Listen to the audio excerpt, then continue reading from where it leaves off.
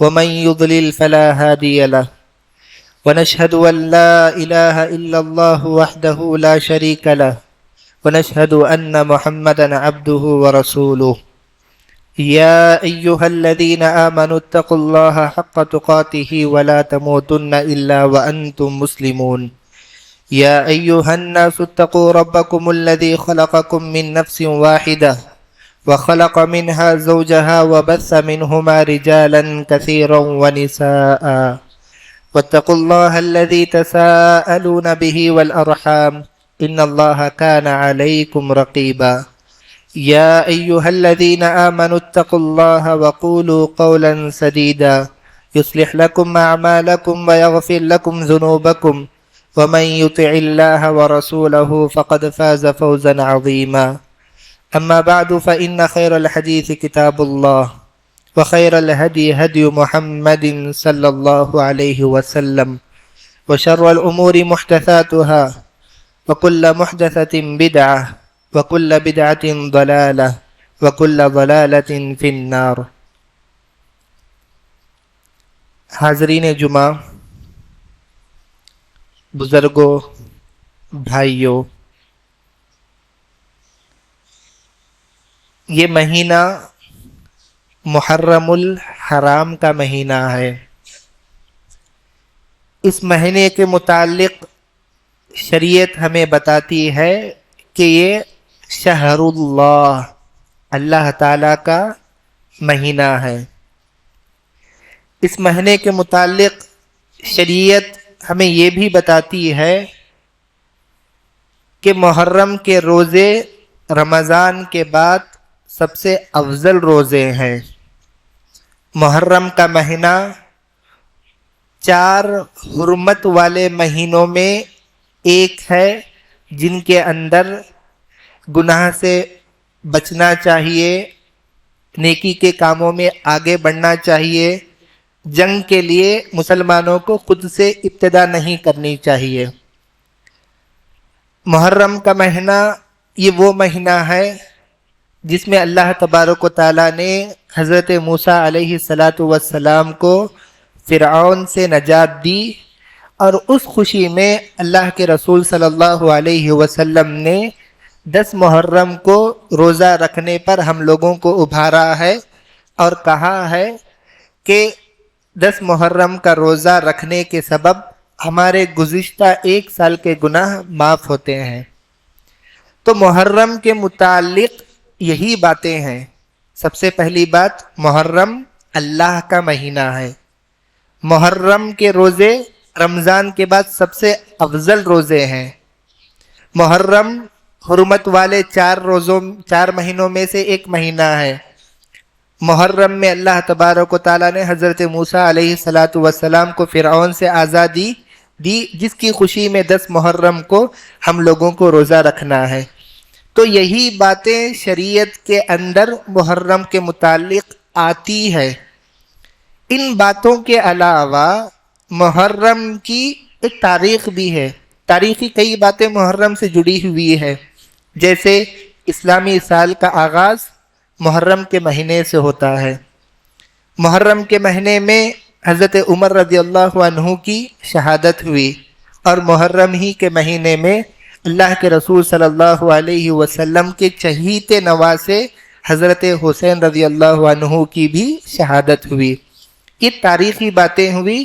شروع میں جو بتایا وہ شرعی باتیں ہوئی.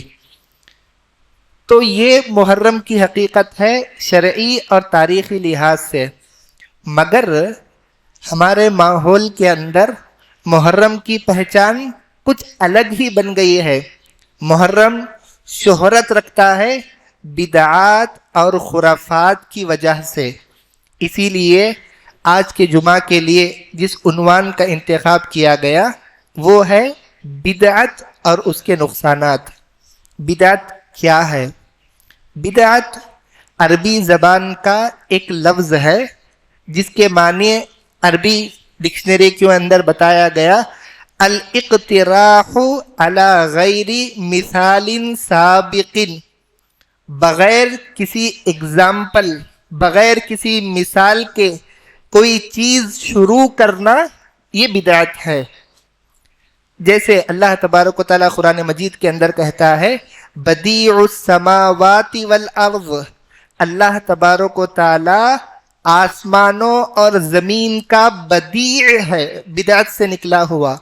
کیا مطلب اللہ تبارک و تعالیٰ بدیع ہے؟ اس کا مطلب یہ ہے کہ اللہ تبارک و تعالیٰ نے آسمانوں اور زمین کو پیدا کیا بغیر اگزامپل کے، بغیر کوئی مثال سامنے رکھے ہوئے اللہ تبارک و تعالیٰ نے آسمان کو پیدا کیا. اس لیے اللہ تبارک و تعالیٰ اپنے بارے میں کہتا ہے کہ وہ بدیع ہے. اور اللہ تبارک و تعالیٰ نے سورہ احقاف کے اندر کہا قل، اے پیغمبر کہہ دیجئے ما کنت بدعا من الرسل، میں کوئی انوکھا رسول نہیں ہوں. بدعت سے نکلا ہوا، میں کوئی انوکھا رسول نہیں ہوں، بغیر میرے سابقہ کوئی اگزامپل کہ میں پہلا رسول نہیں ہوں. میرے سے پہلے 1,24,000 تک کے پیغمبر دنیا میں آئے ہوئے ہیں، میں کوئی انوکھا رسول نہیں. تو بدعت کے معنی ہے بغیر اگزامپل کے کوئی چیز شروع کرنا. اب شریعت کے اندر بدعت کس کو کہتے ہیں؟ اس کی بہت سی تعریفیں بتائی گئی کتابوں کے اندر. آسان تعریف سمجھنے کے لیے اہل علم کہتے ہیں کل قول او عقیدت او عمل ينتسب الى الدین ما لم یکن علیہ امر النبی صلی اللہ علیہ وسلم. ہر وہ عقیدہ، ہر وہ بات، ہر وہ کام جس کو دین سمجھ کر کیا جائے اور اس پر اللہ کے رسول صلی اللہ علیہ وسلم سے کوئی دلیل نہ آئی ہوئی ہو، تو بدعت عقیدہ بھی ہو سکتا ہے، بدعت ہماری باتیں بھی ہو سکتی ہے، بدعت ہمارے اعمال بھی ہو سکتے ہیں جن کو ہم دین سمجھ کر کریں اور اللہ کے رسول صلی اللہ علیہ وسلم کی مہر اس عقیدے پر نہ ہو، اللہ کے رسول صلی اللہ علیہ وسلم کی حدیث اس عمل پر نہ ہو، تو یہی اعمال، یہی عقائد، یہی اقوال بدعت کہلاتے ہیں. شرط یہ ہے کہ یہ چیزیں دین سمجھ کر کیے جائے. سمجھنے کے لیے ایک مثال دوں. مسلمان ہر سال میلاد النبی مناتے ہیں. میلاد النبی کیا ہے؟ صلی اللہ علیہ وسلم، اللہ کے رسول صلی اللہ علیہ وسلم کی پیدائش کے دن کو خوشی کے طور پر، عید کے طور پر مسلمان مناتے ہیں. اب سوال یہ پیدا ہوتا ہے کہ مسلمان یہ خوشی منا رہے ہیں کیا دین سمجھ کر خوشی منا رہے ہیں یا بس ایسے ہی خوش ہو رہے ہیں؟ اگر مسلمان میلاد النبی کو دین سمجھ کر خوشی منائے اور میلاد النبی کو ایک عید بنائے تو ہم کہیں گے کہ میلاد النبی منانا بدعت ہے، کیونکہ دین سمجھ کر یہ کہہ رہے ہیں. دین تو ہمیں یہ بتاتا ہے کہ شریعت اسلامیہ کے اندر دو ہی عیدیں ہیں، ایک ہے عید الفطر، دوسری ہے عید الاضحیٰ. اب عید میلاد النبی دین سمجھ کر جو بنائی جا رہی ہے، شریعت میں اس کی دلیل نہیں. ہم حکم لگا سکتے ہیں کہ میلاد النبی منانا بدعت ہے. اب اس کے برخلاف گھر بچے کی پیدائش ہوئی، جیسے ہی 1 سال ہو جائے تو بچے کی پیدائش کے دن کو بھی خوشی کے طور پر منایا جاتا ہے. برتھ ڈے کے نام سے، سالگرہ کے نام سے کیک کاٹا جاتا ہے، بلون پھوڑے جاتے ہیں، دعوت کی جاتی ہے. اب یہ سالگرہ منانا، برتھ ڈے منانا بدعت ہے یا نہیں؟ تو یہ سالگرہ اور برتھ ڈے منانا بدعت ہم نہیں کہیں گے. کیوں؟ کیونکہ یہ لوگ جو منا رہے ہیں دین سمجھ کر نہیں منا رہے، بس خوشی میں منا رہے ہیں. یہ الگ بات ہے کہ اس کا حکم حرام کا ہے، میں اسے حلال نہیں کہہ رہا، بس یہ سمجھانا چاہتا ہوں کہ یہ سالگرہ اور برتھ ڈے منانا بدعت نہیں ہے، میلاد النبی منانا بدعت ہے. بدعت میں فرق کرنے والی چیز کہ کام دین سمجھ کر کیا جائے اور شریعت کے اندر اس کی دلیل نہیں ہے تو وہ کام کیا کہلائے گا؟ بدعت کہلائے گا. بدعت طرح طرح کی ہوتی ہے. اہل علم نے بدعت کی کئی قسمیں بیان کی. 2 مشہور قسمیں.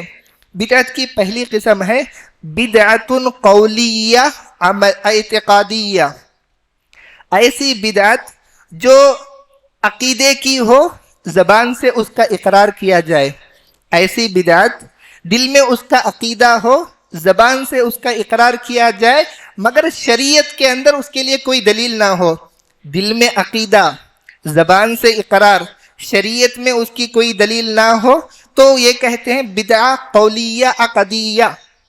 جیسے مثال کے طور پر انبیاء کرام سے وسیلہ لینا جائز ہے، دل میں جو ہے یہ عقیدہ ہوتا ہے، اور زبان سے لوگ وسیلہ بھی لیتے ہیں انبیاء کرام سے، تو یہ ہم کہیں گے کہ اس کی دلیل قرآن اور حدیث کے اندر ہے یا نہیں تلاشو۔ اگر دلیل نہیں ہے تو انبیاء سے جو وسیلہ لیتے ہیں دعاؤں کے اندر، یہ وسیلہ لینا بدعت ہے۔ اسی طرح مردے ہماری بات سنتے ہیں، مردے ہماری بات سنتے ہیں، دل میں عقیدہ رکھتے ہوئے زبان سے اپنی بات مردوں کو سنانا جائز ہے یا نہیں؟ شریعت میں تلاشیں گے، کہیں گے کہ شریعت میں نہیں ہے، اس لیے جو ہے یہ دل میں عقیدہ رکھ کر زبان سے اقرار کرنا بدعت ہے۔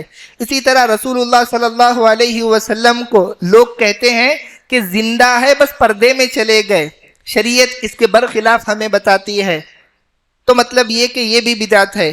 کئی لوگ مانتے ہیں کہ رسول اللہ صلی اللہ علیہ وسلم نور سے پیدا کیے گئے تھے، شریعت اس کے برخلاف ہمیں بتاتی ہے۔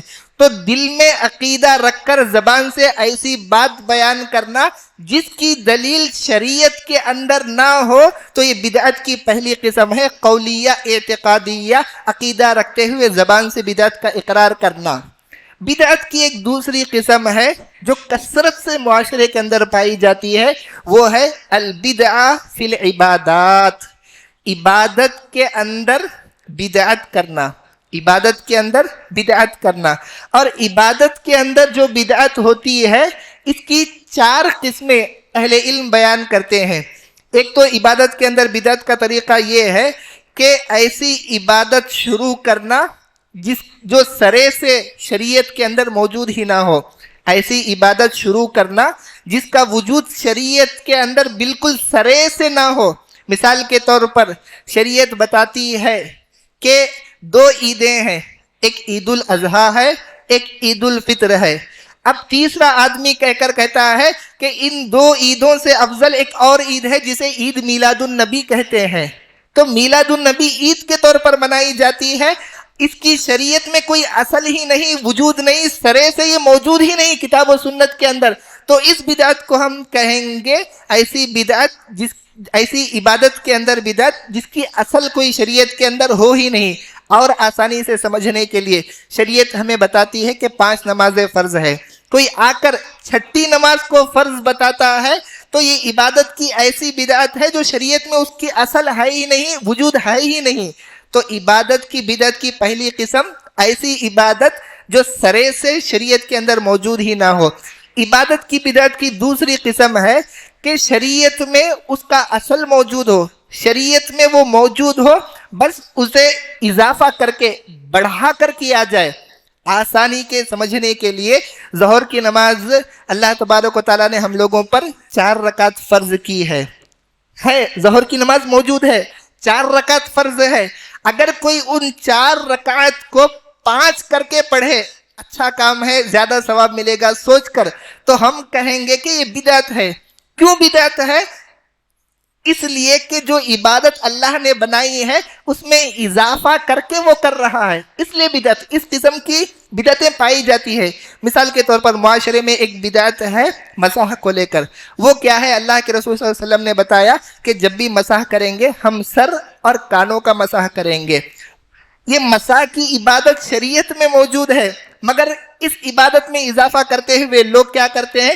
کندھے کا بھی مسح کرتے ہیں اور ساتھ میں ہاتھوں کا بھی مسح کرنے لگ جاتے ہیں۔ تو کیا کہیں گے؟ یہ کام درست ہے یا نہیں؟ درست نہیں ہے، یہ بدعت ہے۔ عبادت جو شریعت نے بتائی اس میں اضافہ کر کے لوگ کر رہے ہیں، تو عبادت کی دوسری قسم ہوئی جو بدعت ہے۔ پہلی، شریعت میں موجود ہی نہ ہو، شروع کیا جائے جیسے عید میلاد النبی۔ دوسری، شریعت میں عبادت موجود ہو، اس میں تھوڑا سا اضافہ کیا جائے جیسے سر کا مسح لوگ کرتے ہیں۔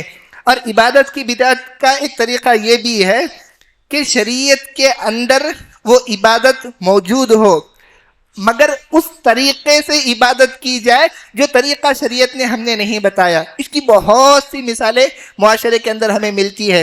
مثال کے طور پر اللہ کے رسول صلی اللہ علیہ وسلم پر درود پیش کرنا ہے، اللہ کے رسول صلی اللہ علیہ وسلم پر درود پیش کرنا ہے، شریعت نے اس کی تعلیم دی۔ مگر لوگ فجر کی نماز کے بعد اجتماعی شکل میں کھڑے ہو کر اللہ کے رسول صلی اللہ علیہ وسلم پر درود بھیجتے ہیں۔ درود بھیجنا عبادت ہے، شریعت کہتی ہے کہ درود بھیجو، مگر جو طریقہ تم اپنائے ہوئے ہو اس کی وجہ سے تمہارا یہ درود بھیجنا بھی کیا ہو گیا؟ عبادت کے بجائے بدعت ہو گئی۔ اسی طرح شریعت کہتی ہے کہ دعا مانگو، دعا مانگنا عبادت ہے، مانگنا چاہیے، اس طریقے سے مانگنا چاہیے جو شریعت نے بتایا، مگر لوگ فرض نماز ہوتے ہی اجتماعی شکل میں دعا مانگتے ہیں۔ یہ دعا مانگنا اچھا کام ہے، مگر طریقہ جو تم اپنا رہے ہو اس کی وجہ سے تمہاری یہ عبادت کیا ہو گئی؟ بدعت ہو گئی۔ تو عبادت کے اندر تیسرے ٹائپ کی بدعت، پہلے جو عبادت ہے ہی نہیں اس کو ہم شروع کریں، جیسے میں نے بتایا 5 نمازوں کے بجائے 6 نمازیں یا عید میلاد النبی منانا۔ اسی طرح دوسری قسم ہے جو عبادت شریعت میں موجود ہے اس میں تھوڑا سا جو ہے اضافہ کیا جائے، سر اور کانوں کا مسح کرنا ہے، کندھے اور ہاتھوں کا بھی مسح لوگ کرتے ہیں، یہ بدعت ہے۔ تیسرا، شریعت میں وہ عبادت موجود ہو مگر طریقہ ہم اپنے طور پہ ایجاد کریں، جیسے اجتماعی شکل میں درود بھیجنا، اجتماعی شکل میں دعا کرنا، یہ بھی بدعت ہے۔ اور بدعت کی عبادات کے اندر چوتھی قسم یہ ہے کہ عبادت کو کسی وقت کے ساتھ ہم خاص کریں۔ شریعت نے کہا کہ یہ عبادت کرو، اس عبادت کو کوئی خاص وقت کے ساتھ ہم کرنے لگے تو یہ عبادت بھی ہماری کیا ہو جائے گی؟ بدعت ہو جائے گی۔ مثال کے طور پر شعبان کی 15ویں رات کو کیا ہوتا ہے؟ لوگ 15ویں رات کو جاگتے ہیں، جاگ کر نمازیں پڑھتے ہیں، قرآن مجید کی تلاوت کرتے ہیں، ذکر و اذکار کرتے ہیں۔ کوئی کام غلط ہے؟ رات کو جاگنا غلط نہیں ہے، نمازیں پڑھنا غلط نہیں ہے، ذکر و اذکار کرنا غلط نہیں ہے، دعائیں کرنا غلط نہیں ہے، مگر غلط اس لیے یہ کام ہوا کہ شریعت نے جو وقت خاص نہیں کیا اس کو آپ خاص کر کے سمجھتے ہیں کہ یہ کرنا چاہیے، اس رات کو جاگنا چاہیے، اس رات کو عبادت کرنی چاہیے شب برات کے نام سے۔ تو شریعت میں اس کی اجازت ہو مگر وقت خاص نہ کیا گیا ہو۔ سورہ یاسین پڑھنا اچھا کام ہے، کسی کا انتقال ہو گیا اس وقت کے ساتھ خاص کر کے سورہ یاسین کوئی پڑھتا ہے تو اس کا یہ پڑھنا عبادت کے بجائے کیا ہو جائے گا؟ تو بدعت الگ الگ قسموں میں معاشرے کے اندر پایا جاتا ہے۔ اب میں آپ لوگوں کے سامنے چند اصولی باتیں کروں گا جسے ہم لوگ سمجھیں سب سے پہلے، پھر اس کے بعد ہمارے بھائی جو سنت سے بھٹکے ہوئے ہیں انہیں اچھے انداز میں سمجھا سکے، اس لیے آسان 4 اصولی باتیں میں آپ لوگوں کے سامنے بیان کروں گا۔ اسے ہم سمجھ لیں تو بدعت کا رد پیش کرنے کے لیے، بدعت سے خود بچنے اور دوسروں کو بچانے کے لیے ہمارے لیے بہت آسانی ہو جائے گی۔ سب سے پہلی بات، یہ بدعت جیسا کہ میں نے بتایا دین میں اضافہ کرنا ہے، شریعت کے اندر اضافہ کرنا یہ بدعت ہے۔ اب شریعت کے اندر اضافہ کرنا یا شریعت بنانا کس کا کام ہے؟ یہ سوال، شریعت بنانا کس کا کام ہے؟ تو قرآن مجید اور حدیث ہمیں یہ بتاتی ہے کہ شریعت بنانا، شریعت میں اضافہ کرنا یہ خاص اللہ تبارک و تعالیٰ کا اختیار ہے، خاص اللہ تبارک و تعالیٰ کا یہ کام ہے، اس کے علاوہ کوئی اور یہ کام کر ہی نہیں سکتا۔ اللہ تبارک و تعالیٰ سورہ شورا کے اندر کہتا ہے ام لہم شرکاء شرعوا لہم من الدین ما لم یأذن بہ اللہ، کیا ان مشرکین اور کفار کے پاس اللہ تبارک و تعالیٰ کے ساتھ کوئی پارٹنر ہے جو ان کے لیے دین بناتے ہیں اللہ تعالیٰ کے حکم کے بغیر؟ کیا ہے؟ ہو نہیں سکتے۔ اللہ کے حکم کے بغیر، اللہ کے حکم کے بغیر دین بنتا ہی نہیں۔ دین بنانے کا کام شریعت بتاتی ہے کہ اللہ تبارک و تعالیٰ کا کام ہے دین بنانا۔ اور واضح سمجھنے کے لیے وہ مشہور واقعہ معراج کا بار بار میں اور آپ سنتے ہیں کہ اللہ کے رسول صلی اللہ علیہ وسلم معراج پر گئے ہوئے تھے، تو واپسی میں حضرت موسیٰ علیہ السلام کی ملاقات جب ہوئی تو موسیٰ علیہ السلام نے اللہ کے رسول صلی اللہ علیہ وسلم سے پوچھا کہ کیا تحفہ لائے ہو، کیا تحفہ لائے ہوئے ہو؟ تو اللہ کے رسول صلی اللہ علیہ وسلم نے فرمایا فرض 50 صلاۃ، اللہ تبارک و تعالی نے 50 نمازیں فرض کی ہے۔ تو اللہ کے رسول صلی اللہ علیہ وسلم نے تو حضرت موسیٰ علیہ السلام نے کہا فَإِنَّ أُمَّتَكَ لَا تُطِيقُ ذَلِكَ، آپ کی امت ایک دن میں 50 نمازیں پڑھنے کی طاقت نہیں رکھ سکتی، جائیے واپس کم کرا کے آئیے۔ اللہ کے رسول صلی اللہ علیہ وسلم گئے، جا کر 10 کم کرا کے آئے، پھر 10 کم کرا کے آئے، پھر 10 کم کرا کے آئے، پھر 10 کم کرا کے آئے، پھر 5 کم کر دیے، تو آخر میں 5 نمازیں اس کے بعد جو ہے شرما کر واپس نہیں چلے گئے۔ یہ پورا واقعہ ہم بار بار سنتے ہیں، تھوڑا رک کر اسے سمجھنے کی کوشش کیجئے۔ یہ 50 نمازیں کس نے فرض کی تھی؟ اللہ تبارک و تعالیٰ نے فرض کی تھی، اور دونوں پیغمبر حضرت موسیٰ علیہ السلام اولو العزم پیغمبر، اللہ کے رسول صلی اللہ علیہ وسلم امام الانبیاء، کوئی نیا کام بھی نہیں کر رہے، جو اللہ نے فرض کیا ہے یہ زیادہ ہو گیا، تھوڑا اپنی طرف سے ہم کم کر لیں گے، انہوں نے نہیں کہا، بلکہ جو ہے بار بار اللہ تبارک و تعالیٰ کے پاس جاتے رہے، واپس آئے۔ اللہ تعالیٰ نے ایک مرتبہ کم کر دیا، دوسری مرتبہ بھی اللہ کم کرے گا، یہ سوچ کر انہوں نے خود سے کم نہیں کیا، پھر کم کرانے کے لیے اللہ کے پاس گئے، واپس آئے، پھر گئے، پھر واپس آئے، پھر گئے، پھر واپس آئے، یہاں تک کہ 5 نمازیں بچ گئی، اس کے بعد بھی کم کرانا چاہ رہے تھے، شرما کر اللہ تعالیٰ کے پاس نہیں گئے، تو 5 ہی پر اکتفا کیا، 5 سے کم نہیں کیا۔ مطلب یہ ہے کہ وہ لوگ جانتے تھے، مانتے تھے، یہی عقیدہ ہے کہ اللہ کے علاوہ کوئی اور شریعت سازی کر ہی نہیں سکتا، گرچہ کہ وہ امام الانبیاء ہو، اولو العزم پیغمبر ہو، کوئی نہیں کر سکتا۔ اتنی موٹی سی بات ہے، اتنی سادہ سی بات ہے، اور لوگ جرت کر کے دین میں اضافہ کرتے ہیں، شریعت سازی کرتے ہیں، جو کام اللہ کا ہے وہ کرنے جاتے ہیں، اور سمجھتے ہیں کہ اس راستے سے ثواب ملے گا، اس راستے سے جنت ملے گی، اس راستے سے ہم نجات پائیں گے۔ ہو نہیں سکتا، تم اللہ کے کام میں ٹانگ لڑا رہے ہو، یہ بہت غلط ہے۔ اللہ تبارک و تعالیٰ قرآن مجید کے اندر کہتا ہے اتبعوا ما انزل الیکم من ربکم، تمہارے رب کی جانب سے جو اتارا گیا اس کی اتباع تمہیں کرنی ہے، یعنی دین اوپر سے اترتا ہے، دین آسمان پر بنتا ہے، زمین پر عمل ہوتا ہے، تو دین کا کام ہے آسمان پر بنے اور زمین پر اس پر عمل ہو۔ اب لوگ کیا کر رہے ہیں؟ زمین پر بنا کر زمین پر عمل کرنے کی کوشش کر رہے ہیں، اور سمجھتے ہیں کہ آخرت میں نجات پائیں گے۔ ہو سکتا نہیں ہو سکتا۔ تو پہلی اور اصیلی بات یہی کہ شریعت بنانا، شریعت میں حذف و اضافہ کرنا، یہ خاص اللہ کا اختیار ہے، اس اختیار کو کوئی اپنے ہاتھ میں لینے کی جرأت نہ کرے اور اس پر عمل کرنے کی بھی کوشش نہ کرے۔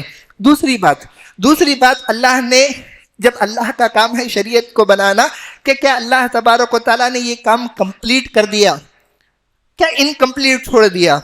شریعت مکمل ہے یا نامکمل ہے؟ جب اضافہ ہم کسی چیز میں کرتے ہیں، کب کرتے ہیں؟ جب وہ انکمپلیٹ ہو تو کمپلیٹ کرنے کی کوشش کرتے ہیں، نامکمل ہو تو مکمل کرنے کی کوشش کرتے ہیں، گنجائش ہو تو داخل کرنے کی کوشش کرتے ہیں۔ مگر اللہ تبارک و تعالیٰ قرآن میں کہتا ہے الیوم اکملت لکم دینکم، آج کے دن میں نے تم پر اپنے دین کو مکمل کر دیا۔ کھلے الفاظ میں آج کے دن میں نے تم پر اپنے دین کو مکمل کر دیا، یعنی گنجائش نہیں ہے، انکمپلیٹ نہیں ہے، نامکمل نہیں ہے، پوری طرح شریعت کمپلیٹ ہے، پوری طرح مکمل ہے، گنجائش نہیں ہے اضافہ کرنے کی، گنجائش نہیں ہے، اس کے باوجود بھی حماقت کر کے لوگ کہہ رہے ہیں یہ بھی دین کا حصہ ہے، اسے بھی دین میں شامل کر لو، یہ عید بھی تم مناؤ، یہ ماتم بھی تم مناؤ، یہ تعزیہ بھی تم نکالو، کالے کپڑے بھی تم پہنو، یہ کہہ کر دین میں اضافہ کرنے کی کوشش کرتے ہیں، گرچہ کہ جو ہے دین میں گنجائش ہی نہیں ہے۔ اگر ایک جو ہے گلاس ہو، پوری طرح بھرا ہوا ہو، باہر سے ہم پانی ڈالیں گے تو کیا ہوگا؟ پانی گر جائے گا۔ شریعت بھی پوری طرح مکمل ہے، ایکسٹرا آپ ایڈ کرنے جاؤ گے آپ پر رد ہو کر وہ واپس آ جائے گی، بات قبول نہیں ہوگی اللہ تبارک و تعالیٰ کے پاس۔ تو دوسری بات، پہلی بات میں نے یہ بتائی، شریعت بنانا اللہ کا کام، اللہ تبارک و تعالیٰ نے اپنا کام مکمل کر دیا۔ دوسری بات، تیسری بات، اتنا کچھ ہونے کے باوجود بھی بعض ناعقلوں کو بات سمجھ میں نہیں آتی، اس لیے جو ہے ہاتھ پکڑ کر شریعت نے روکا بھی کہ یہ جرت مت کرو، یہ حماقت مت کرو شریعت سازی کی۔ کہا اللہ تبارک و تعالیٰ قرآن مجید میں کہتا ہے یا ایھا الذین آمنوا ला तुक़द्दिमू बैन यदैल्लाहि व रसूली, ऐ ईमान वालो अल्लाह और उसके रसूल से आगे मत बढ़ो, अल्लाह और उसके रसूल से आगे मत बढ़ो। अल्लाह और उसके रसूल ने तुम्हें जितना दिया हुआ है उसी पर इक्तिफा करो, इसी में तुम्हारी नजात है। क्या बताना चाह रहे हैं? ये बताना चाह रहे हैं अल्लाह तबारक व तआला कि ये शरीयत जो तुम्हें मिली है उस पर अमल कर लो, यही काफ़ी है तुम्हारी नजात के लिए। अपनी तरफ से कोई चीज़ ऐड करके शरीयत में उस पर अमल करके नजात तलाश मत करो। रोका। खुद अल्लाह के रसूल सल्लल्लाहु अलैहि वसल्लम अक्सर जब भी खुतबा देते कहा करते थे, इय्याकुम व मुहदसातिल उमूर, बच्चो नई नई बातें दीन में ईजाद करने से। इय्याकुम व मुहदसातिल उमूर, बच्चो नए नए काम शरीयत के अंदर करने से। तो ये तीसरी बात, पहली बात शरीयत बनाना अल्लाह का काम, दूसरी बात शरीयत ने अल्लाह तबारक व तआला ने शरीयत को मुकम्मल कर दिया, तीसरी बात हमें रोका भी है कि आगे बढ़कर हिम्मत मत करो शरीयत बनाने की।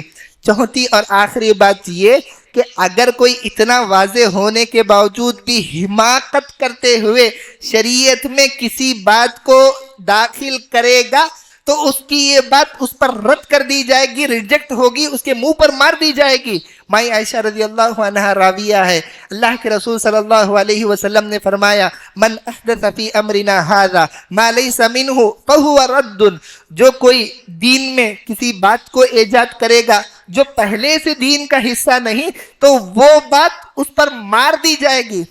ईजाद करके शरीयत में अमल करना, इससे भी रोका। जो ऑलरेडी ईजाद हो चुकी दीन के नाम पर कई बिदअतें पहले से चले हुए आ रही, तो पहले से चलने की वजह से भी हम नहीं करेंगे। अल्लाह के रसूल सल्लल्लाहु अलैहि वसल्लम फरमाते हैं, मन अमिला अमलन लैसा अलैहि अमरुना फहुवा रद्दुन, जो कोई ऐसी बात पर अमल करे जो बात शरीयत में पहले से मौजूद ना हो, वो भी रद्द होगी।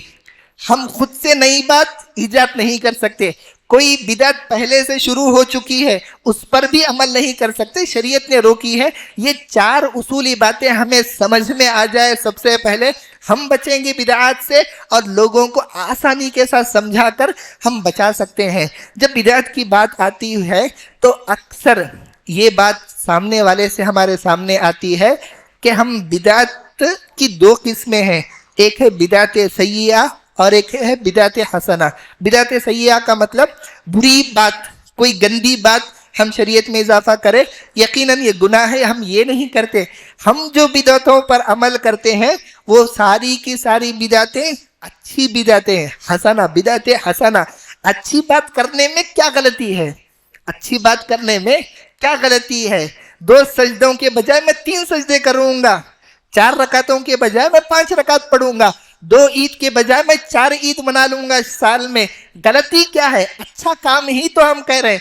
तो क्या अच्छा हो तो कबूल होगा? नहीं, शरीयत ने खुले तौर पर बताया, अच्छा हो कि बुरा हो, शरीयत में अगर वो नहीं है काबिल कबूल नहीं है। अच्छी बातें भी कंप्लीट है शरीयत के अंदर, उसके अलावा कोई बात आ जाए मतलब ये कि वो बात अच्छी नहीं है। अगर अच्छी है तो ऑलरेडी मौजूद होना चाहिए। अल्लाह तबारक व तआला ने कुरान मजीद के अंदर कहा, अल यौमा अकमलतु लकुम दीनकुम, आज के दिन मैंने तुम पर अपने दीन को मुकम्मल कर दिया।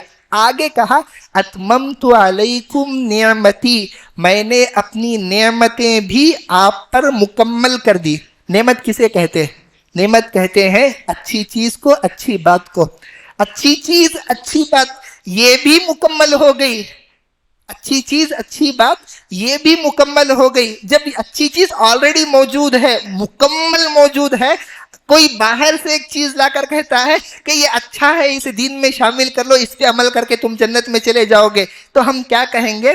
तुम्हारी अच्छी बात अच्छी नहीं है। क्यों? क्योंकि शरीयत के अंदर मौजूद नहीं है। अगर तुम्हारी अच्छी बात अच्छी होती तो जाहिर सी बात है शरीयत के अंदर वो होना चाहिए, नहीं है मतलब ये कि तुम्हारी बात अच्छी नहीं है। तो ये अच्छी चीज़ें भी हम अमल करके जन्नत में नहीं जा सकते, जहन्नम से नहीं बच सकते। अल्लाह के रसूल सल्लल्लाहु अलैहि वसल्लम फरमाते हैं, इन्नहु लैसा शैउन युक़र्रिबुकुम इलल जन्नह व युबाइदुकुम मिनन नार इल्ला वक़द अमरतुकुम बिही, दुनिया में कोई ऐसी चीज़ नहीं है जो तुम्हें जन्नत तक ले जाए। दुनिया में कोई ऐसी चीज़ नहीं है जो तुम्हें जन्नत तक ले जाए और जहन्नम से रोके। البتہ میں نے اس کا حکم دے دیا. یعنی جو بھی چیز دنیا میں جنت میں لے جا سکتی ہے، جہنم سے بچا سکتی ہے، اللہ کے رسول صلی اللہ علیہ وسلم نے اس کا حکم دے دیا. اب ایک نئی بات آ کر کہتے ہی کہ اس پہ عمل کرو جنت میں چلے جاؤ گے، اس پہ عمل کرو جہنم سے بچ جاؤ گے. پھر وہی بات ہم آئیں گے شریعت میں تلاش کریں گے، اللہ کے رسول صلی اللہ علیہ وسلم کی تعلیمات میں تلاش کریں گے، وہاں پر یہ چیز ہمیں نہیں ملی. مطلب یہ کہ یہ چیز ہمیں جنت سے قریب کر نہیں سکتی، جہنم سے روک نہیں سکتی. تو اچھی بات قرآن کی نظر سے بھی شریعت میں قبول نہیں کی جائے گی، اچھی بات اللہ کے رسول صلی اللہ علیہ وسلم کی حدیث سے بھی شریعت میں قبول نہیں کی جائے گی. گرچہ کہ بات کو اچھا کہہ کر شریعت میں داخل کرنے والا جتنا بڑا انسان کیوں نہ ہو، مگر وہ بات شریعت میں نہیں آ سکتی، گنجائش نہیں ہے تو نہیں آئے گی، اسے قبول نہیں کیا جائے گا، گرچہ کہ بات بتانے والا کتنا بڑا آدمی ہی کیوں نہ ہو. جیسے نئے نئے صحابہ جو ابھی نئے نئے ایمان لائے ہوئے تھے، صحابہ سے بڑھ کر دنیا میں کوئی نہیں ہے، پیغمبروں کے بعد، انبیاء کے بعد ان کے ایمان جیسا ایمان کسی کا نہیں، وہ سب کے سب جنتی ہے، ان کو جو ہے جنت کی سرٹیفکیٹ مل گئی. وہ جو ابھی نئے نئے ایمان لائے تھے، اللہ کے رسول صلی اللہ علیہ وسلم کے ساتھ ایک سفر پر جا رہے تھے، تو راستے میں دیکھا کہ چند لوگ رات انوات نامی ایک درخت کے اطراف طواف کر رہے ہیں، اس کی پرستش کر رہے ہیں. صحابہ نئے نئے ایمان لائے ہوئے تھے، ان کو اچھا لگا کہ ایک خاص جو ہے عبادت کے لیے ایک درخت ان کے پاس ہے، اس کی عبادت وہ لوگ کر رہے ہیں. تو اللہ کے رسول صلی اللہ علیہ وسلم نے کہا، اللہ کے رسول صلی اللہ علیہ وسلم سے صحابہ نے کہا، اجعل لنا ذات انوات کما لہم ذات انوات، ہمارے لیے ایک ذات انوات بنائیے اللہ کے نبی، جس طرح ان لوگوں کے پاس ہے، یہ اس کی عبادت کر رہے ہیں، اس کا طواف کر رہے ہیں، ہمارے لیے بھی ایسا کچھ بنائیے جس کا ہم طواف کر سکے. تو اللہ کے رسول صلی اللہ علیہ وسلم غصہ ہو گئے اور ہو کر کہنے لگے، تم میرے سے ویسی ہی بات کر رہے ہو جیسے موسیٰ کی قوم نے موسیٰ سے کی تھی. موسیٰ کی قوم نے کہا تھا علیہ الصلوۃ والسلام، اجعل لنا الہا کما لہم آلہہ، ان کے پاس جیسے معبود ہے ہمارے لیے بھی کوئی معبود بنا دو جو ظاہر میں نظر آ سکے. تو صحابہ جیسے لوگ بھی کسی چیز کو اچھا سمجھے، اگر وہ دین میں آنے کی گنجائش نہیں رکھتا تو اللہ کے رسول صلی اللہ علیہ وسلم نے ان کو بھی روک دیا کہ یہ چیز دین کا حصہ نہیں بن سکتی، اسے ہٹا دو. پھر اس کے بعد ان کے بعد افضل لوگ دنیا کے اندر کون ہیں؟ تابعین. تابعین بھی کسی کام کو اچھا سمجھ کر کرے اور وہ دین کا حصہ نہیں بن سکتی، صحابہ نے انہیں اسی وقت روکا، اسے دین کا حصہ بننے نہیں دیا. حضرت عبداللہ ابن مسعود رضی اللہ عنہ کا بڑا مشہور واقعہ ہے. وہ مسجد میں داخل ہوئے، نماز کے لیے تھوڑا سا وقت تھا، لوگوں کو دیکھا کہ حلقے بنا کر بیٹھے ہوئے ہیں. آج کل یہ کام ہو رہا ہے، نماز کے بعد ہو رہا ہے کئی مساجد کے اندر، حلقے بنا کر بیٹھے ہوئے ہیں. ہر حلقے میں ایک آدمی درمیان میں بیٹھا ہوا ہے، لوگوں کو پتھر تقسیم کر رہا ہے گننے کے لیے. آج جو ہے بیج تقسیم کیے جاتے ہیں، پتھر تقسیم کر رہا ہے گننے کے لیے، اور کہہ رہا ہے کہ ان پتھروں سے گن گن کر سبحوا 100 مرہ، 100 مرتبہ سبحان اللہ کہو، ہللو 100 مرہ، 100 مرتبہ لا الہ الا اللہ کہو. حضرت عبداللہ ابن مسعود نے جب یہ دیکھا کہ حلقہ بنا کر ذکر کیا جا رہا ہے، کس کا؟ اللہ کا. تعریف بیان کی جا رہی ہے، کس کی؟ اللہ کی. اور الوہیت بیان کی جا رہی ہے اللہ تبارک و تعالیٰ کی. بظاہر اتنا اچھا کام ہے، اس کے باوجود عبداللہ ابن مسعود صحابی غصے میں آ گئے اور آ کر ان تابعین سے کہنے لگے، ما اسرا ہلککم یا امت محمد، اے امت محمد کتنا جلدی تم لوگ ہلاک ہو گئے. ابھی اللہ کے رسول صلی اللہ علیہ وسلم کے کپڑے بوسیدہ نہیں ہوئے، آپ کے برتن ٹوٹے نہیں، آپ کے صحابہ پوری طرح مرے نہیں، اور تم ہلاکت میں جا کر بدعتوں کو ایجاد کر رہے ہو. لوگ جو ہے سہم کر کہنے لگے، ما ردنا الا الخیر یا ابا عبد الرحمن، اے ابو عبد الرحمن اس کام کے ذریعے ہماری نیت درست ہے، ہم اچھا کرنا چاہ رہے ہیں. اس وقت عبداللہ ابن مسعود رضی اللہ عنہ نے جو بات کہی تھی وہی بات آج پر بھی صادر آتی. انہوں نے کہا تھا، کم من مرید للخیر لن یصیبہ، بہت سے اچھا چاہنے والے لوگ ایسے ہیں جو اچھائی تک پہنچ نہیں سکتے. بہت سے اچھا چاہنے والے لوگ ایسے ہیں جو اچھائی تک پہنچ نہیں سکتے. تو آج کیا ہو رہا ہے؟ اچھا اچھا کہہ کر اہل بیت سے محبت کے نام پر، محرم کے اندر خود دیکھیے کتنی قسم کی بدعتیں ہو رہی. اہل بیت سے محبت کے نام پر اچھی چیز دکھ رہی بظاہر، یہ کیا ہو رہا؟ کالے کپڑے پہنے جا رہے. اہل بیت سے محبت کے نام پر شادی نہیں کی جا رہی. اہل بیت سے محبت کے نام پر بیویوں کو میکے بھیج دیا جا رہا. اہل بیت سے محبت کے نام پر شربت تقسیم کی جا رہی. اہل بیت سے محبت کے نام پر جو ہے پنجے لگائے جا رہے. اتنا کچھ ہو رہا ہے. بظاہر ان کی نیت اچھی، وہ چاہتے کیا ہے؟ اچھا چاہتے. ابن مسعود کہہ رہے ہیں کم من مرید للخیر لن یصیبہ، بہت سے اچھا چاہنے والے لوگ اچھائی تک پہنچ نہیں سکتے. تو بدعت اچھی ہو بری ہو شریعت کا حصہ بن نہیں سکتے.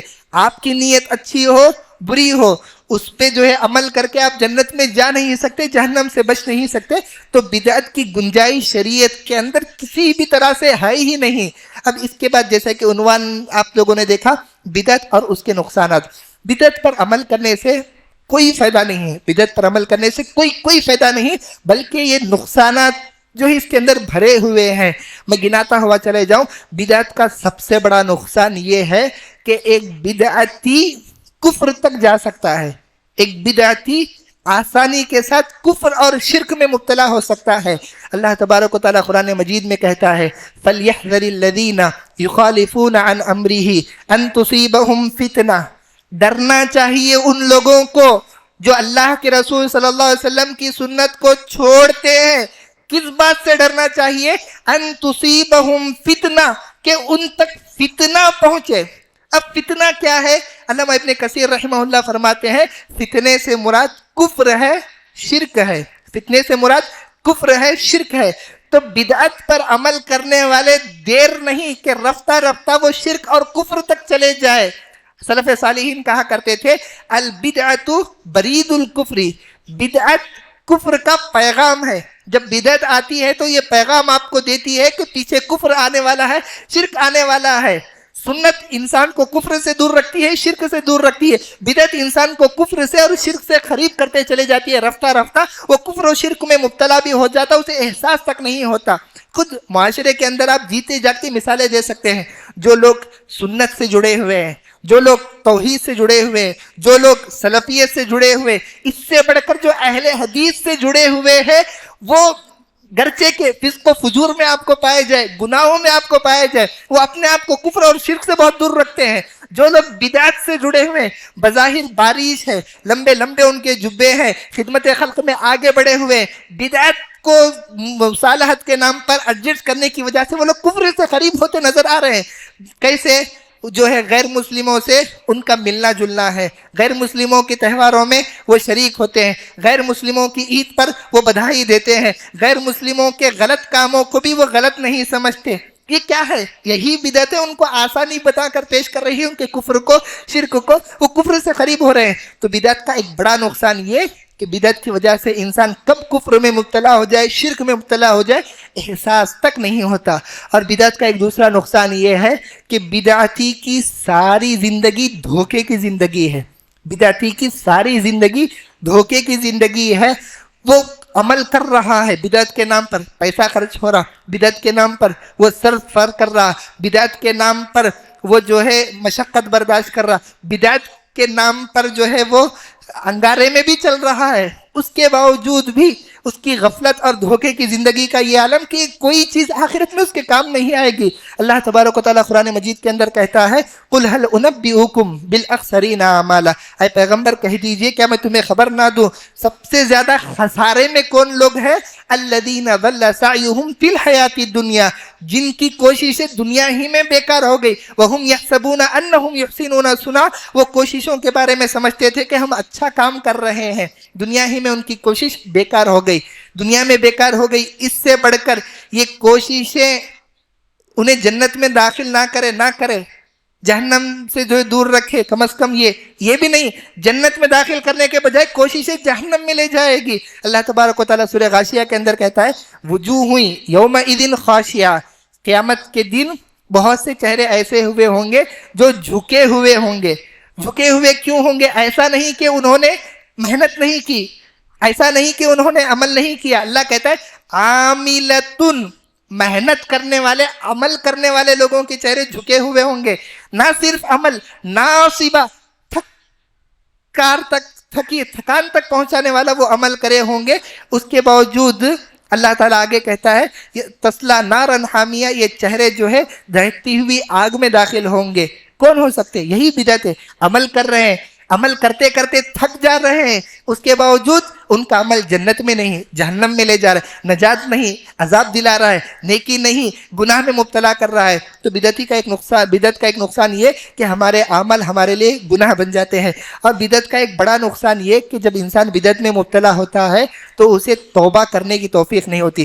توبہ کب کرتا ہے انسان؟ جب اپنے کام کو غلط سمجھے، جب کام کو اچھا سمجھ رہا ہے تو توبہ کب کرے گا؟ نہیں کرے گا۔ اسی لیے اللہ کے رسول صلی اللہ علیہ وسلم نے فرمایا ان اللہ احتجز التوبۃ علی صاحب البدع، اللہ تبارک و تعالیٰ نے توبہ کی توفیق روک لی ہے بدعتی انسان سے۔ تو بدعت کا کوئی فائدہ نہیں۔ جب انسان بدعت میں مبتلا ہوتا ہے تو زندگی سے سنتیں اٹھا لی جاتی ہے، جب انسان بدعت میں مبتلا ہوتا ہے تو دھیرے دھیرے کفر و شرک تک وہ پہنچ سکتا ہے۔ تو بہت سے نقصانات شریعت میں بھرے پڑے ہوئے ہیں، بدعت کی کوئی گنجائش شریعت اسلامیہ میں نہیں ہے۔ میں انہی باتوں پر اپنی بات کو ختم کرتا ہوں اور اللہ تبارک و تعالیٰ سے دعا کرتا ہوں کہ پروردگارہ ہمیں جو ہے سنت پر چلنے والا بنا، سنت پر جینے والا اور سنت پر مرنے والا بنا۔ پروردگارہ ہمیں بدعت سے دور رکھ اور ہمیں بدعتیوں سے دور رکھ، بدعت کی محبت ہمارے دل سے نکال کر پھینک دے۔ پروردگارہ ہمیں صراط مستقیم پر چلنے کی توفیق عطا فرما، اور جو ہے اس سے ہٹا ہوا کسی بھی راستہ اس سے ہماری حفاظت فرما۔ ہمیں جو پریشان حال ہے ان کی پریشانیوں کو دور فرما، جو رزق کے لیے پریشان ہیں ان پر رزق کے دروازے کھول دے، اور ہماری نئی نسل کو کے حفظ و امان فرما اور انہیں ہر فتنے سے بچائے رکھ۔ آمین وآخر دعوانا الحمدللہ رب العالمین۔ إن الحمد لله نحمده ونستعينه ونستغفره ونعوذ بالله من شرور أنفسنا ومن سيئات أعمالنا، من يهده الله فلا مضل له ومن يضلل فلا هادي له، ونشهد أن لا إله إلا الله وحده لا شريك له، ونشهد أن محمدا عبده ورسوله. أما بعد فإن خير الحديث كتاب الله، وخير الهدي هدي محمد صلى الله عليه وسلم، وشر الأمور محدثاتها، وكل محدثة بدعة، وكل بدعة ضلالة، وكل ضلالة في النار. فأعوذ بالله من الشيطان الرجيم. بسم الله الرحمن الرحيم. إن الله وملائكته يصلون على النبي يا أيها الذين آمنوا صلوا عليه وسلموا تسليما.